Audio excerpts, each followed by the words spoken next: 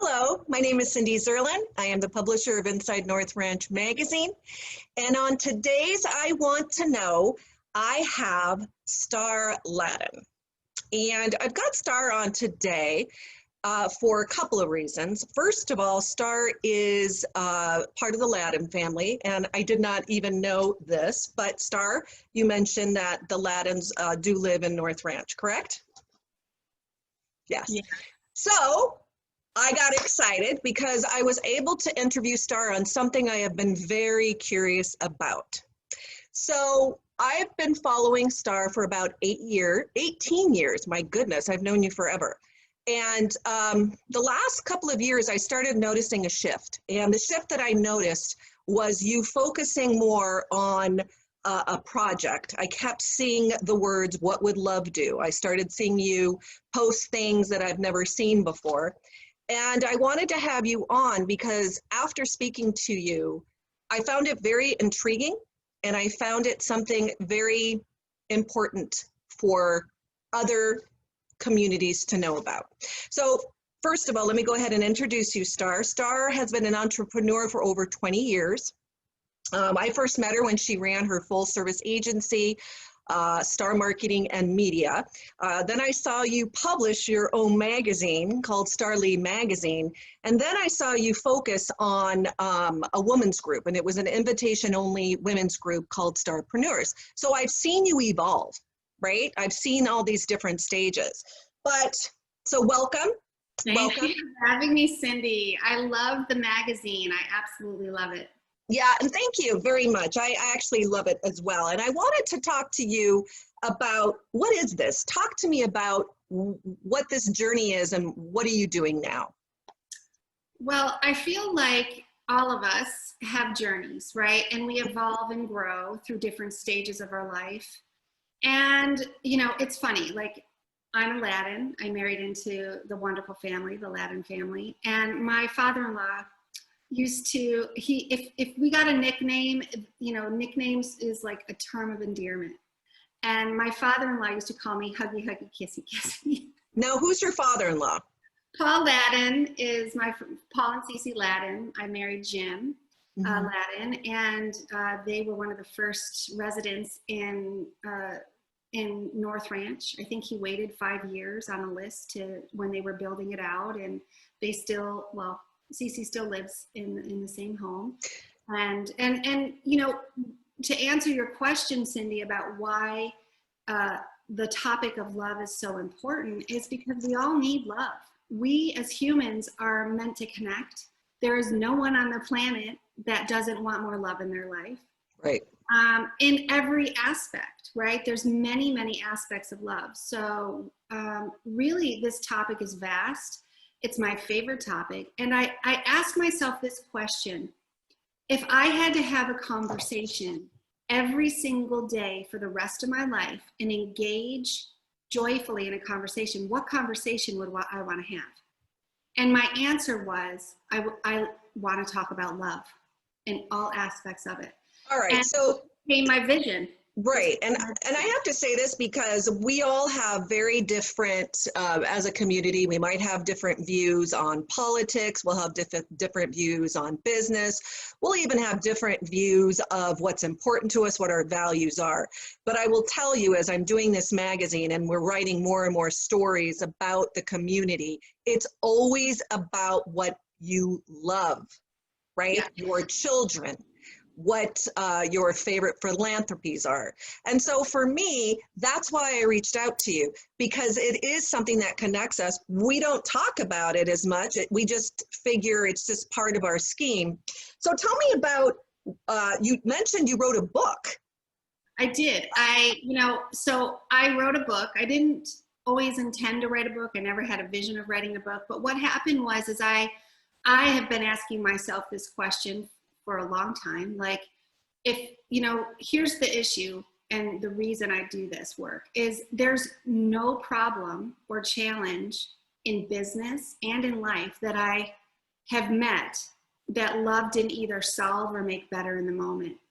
And so I would observe this pattern, right? Part of my genius as a strategist for over 25 years in helping many 7, 8, and 9-figure businesses grow, was you got to see the patterns in the marketplace. You have to see the patterns. And in my personal life, I noticed, and in my business life, I noticed these patterns. And the pattern of when we apply love, which has many, many faces, many, many aspects to it, we feel better. And the truth is don't we all want to feel better on the inside? Well, okay, yes, and I have to interrupt you. So give me an example in business, how I would, because you said many faces.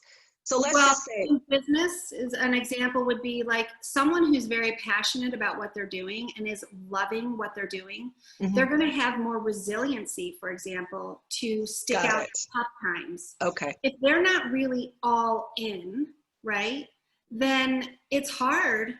Business is hard. You know, life is hard, but business, especially as the terrain and things outside of ourselves actually shift and change, we need to be able to be resilient. And love helps create a resiliency. So I understand the basics. I mean, I also think in my parenting, I use this. I mean, anger is the opponent to love. Impatience, for example, patience is an opponent to some negative feeling, and love is always the highest energy in the universe. So if we have some negative feeling, okay, we apply the aspect of love that will help us to soothe it, calm it, create peace in our minds, because that's what we ultimately want. All of us want to be happy all the time. That's our commonality. More problems. We have enough problems, right? And so I'm sorry, I keep like trying to bring it back to like like when I say practical and you know, offline, I'm a very loving person, but I look at things very analytically, right? Yeah. And so when someone's telling me what would love do in a situation, let's just say, yes, you just mentioned the passion for love is passion for what you're doing, right? Now let's talk about in a situation with like you're a manager or a leader.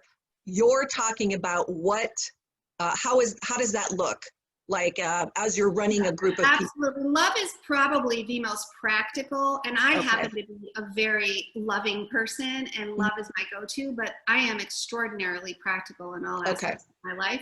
And it's one of the most practical aspects. So here's what my little book looks like. Okay. What would love do? Right. Live from love. And a practical application would be literally like, you know, when business, and I'll use business because I know there's a lot of business owners in North Ranch. So, and me being one of them. So it's like, as a leader, you solve problems by focusing on the solution. Right. And sometimes we become very blinded by our emotions, like anger or disappointment or frustration. They don't solve things like frustration and animosity, discourse, upset, all of that.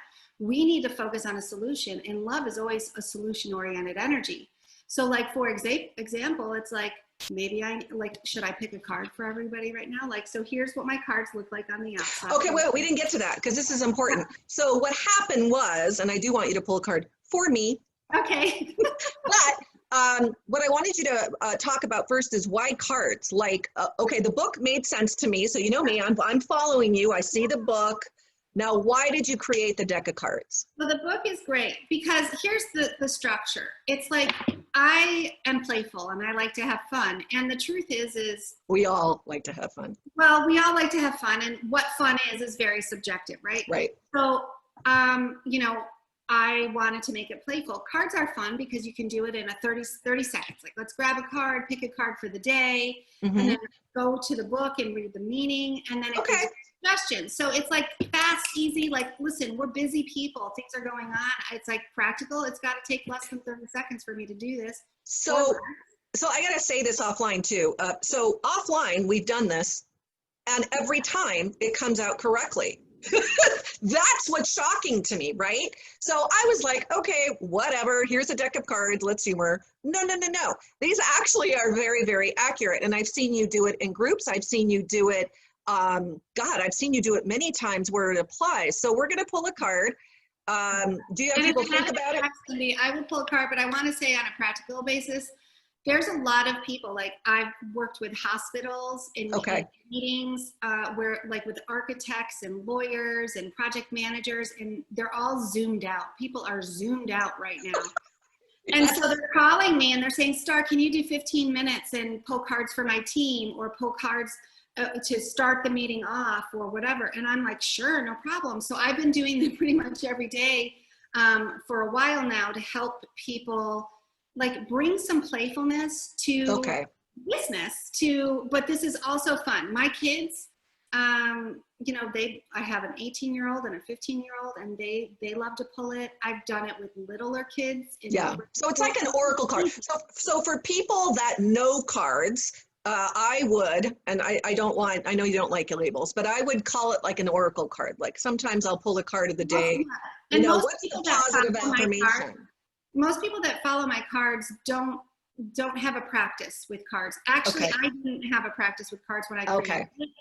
And you know, people that love cards of all kinds. So these are, you know, they're love cards.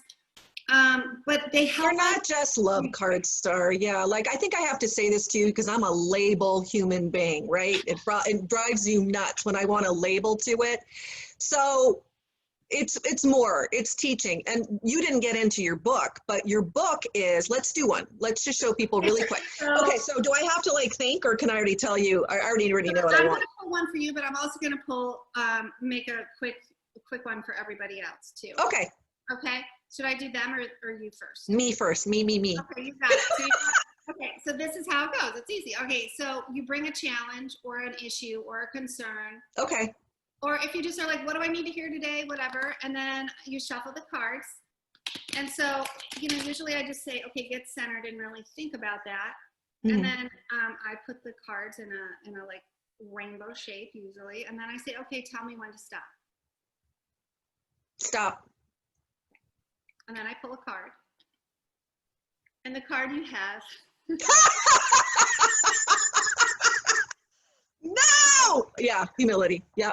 Okay. This card is misunderstood a lot. It's actually one of the most misunderstood cards. I'll read it. It says, the humble person knows that selflessness is the path to happiness. So when we are in business and in life, and we have a heart of service, when we have so my family's been in the car business for 40 years, and it's all about servicing the community. I've been in a service business of doing branding. So it's like, I need to be humble enough to listen with 2 ears and not talk as much, right? And so it's like observing, seeing, because when we see where the opportunity is and we're of service to someone else, then my value to them in business, I mean, that's what we do. So humility can be a little bit misunderstood because some people think like I have to like be a doormat. No. Actually being humble takes an incredible strength of character to not say something, to hold it, to be patient. It takes great strength to be this way. So humility is a wonderful thing. You can go to the book and you look up humility, and there is actions with each of these. So this is card 39. Yeah.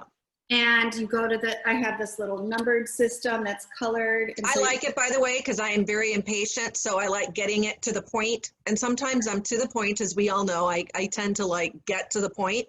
And then sometimes I actually want to be introspective and read more about what humility is. Sometimes the card is great. And then other times you read, and there's like 2.5, 3 pages. But here's the thing. We practice. So the humility is an antidote for unkindness, like pridefulness, superiority, boastful, self-importance, egotism, selfishness, other things, right? Right. And the aspect we can practice with our thoughts, words, or deeds. So what do you want to practice with, Sin? Humility is to serve. Right. Do you want to do thoughts, words, or deeds? And I'll give you an example. It would be with deeds. I would want to do more for my community right now, especially my restaurants and nonprofits, actually. Okay, so at work, do your job with humility. Be of service to your coworkers and clients. That's it. So just think, how can I be of service? And then that's a way of practicing humility. And then, you know, there's other aspects and things you can do, but that's as fast as it can go. Okay, right? And here's what I wanted to say, so you didn't ask me what my question was. My question was, what can I do to better improve my community. So again, may I please say, you were right on. This is not even like, I mean, I used to think this was woo-woo, but I'm telling you, this is great. Okay, so listen, we're running out of time, but I wanted you, oh, do we have to do well, let me just ask you this, because this is important. What I saw on Facebook and what intrigued me, I didn't really know what Kickstarter was. And I know that you have a Kickstarter right now, and I'd like to post that for people if they're interested in learning more about it. But tell me what this Kickstarter program is, and so right now, and it's August, until September 16th, I am doing what's called a Kickstarter campaign. And basically, Kickstarter is a great service for artists, business people, creators like myself who have projects that want to be out into the world. So I'm self-publishing these. Oh, okay. I'm self-publishing. I didn't want to deal with traditional publishing houses because of their business models. I wanted to do this on my own time. So what Kickstarter is it basically is it's a pre-order system that helps creators like me put their projects into the world. So I need to mass print these and print thousands of them. And if you're interested, and it's super fun if you like to be an investor, it's basically being an investor at early stages. So what it is it's 100% all or nothing. So you reach your financial goal. Okay. And if you reach your financial goal, then the project will be created. What happens if you don't? What happens if you... Then nobody that backs the project gets charged. So it actually serves the backers. But we're doing... Good. So someone could take a chance on you, invest the money. If you don't meet your goals, you unfortunately don't get your project done, is what you're saying to me. Yeah, that's how the system works. It's all or nothing. But we're doing super great. We have some followers. So we're already at like 75% of our goal. That's awesome. Thank you. We have until the 16th. We have until the 16th of September to reach it. You can, if you're interested in that, Cindy will put in the oh yeah, I'm gonna definitely put in the website and stuff. And like I said to you, I had you on because if someone like me is fascinated, right? I tear things apart. I'm cynical. I wish I wasn't. But I love this. I love what you're doing. I love the fact that love connects all of us. The question, what would love do in every situation? Every situation, each one of us can actually ask that question. So what you're doing to me is quite beautiful. And that's really why you're on today. And I wanted to thank you for coming on. You need to pull a card, but I wanted to tell my audience, I will go ahead and post Star's information, her Kickstarter program. Now pull a card for my community. Okay, so what I want to do is I have 3 cards, and if you're watching this, card 1, card 2, or card 3, and you choose for yourself as you're watching this on replay or you're watching it, you pick a card, 1, 2, or 3, right? Okay. So what's your main card? All right. And once you have that, I'm going to turn each of them over. So the first card is Cherish. This is a great card. So it says, that which we love deeply and completely is that which we cherish. Cherishing is an aspect of love. So this is for number 1. Number 2, if that was your card, it's Positivity. So positivity, quiet the inner critic. And see the negativity dissipate and observe the positivity emerge. So if that and then here, 3 is Perseverance is moving forward. Hey, what I want to do, Star, and I'll ask you offline to do this, is I'll post this and then we're going to go ahead somewhere and post the 3 cards and actually more in-depth meaning, if you don't mind, because anybody watching this, I want them to get benefit of what you just did. And again, it's fun, but it's also very powerful, and it actually brings people together. And right now we need it. We now love more than ever, Cindy. We do. So thank you so much, Star Ladin, for coming on, discussing and talking to me about it sounds like your life project and your passion. Just watching your face is quite beautiful. And thank you all for coming on to another edition of I Want to Know. For any questions that you want answered, please send them to Northranchcontent@n2pub.com. Thank you so much for watching another episode. Thank you, Star Ladin. Have a good day.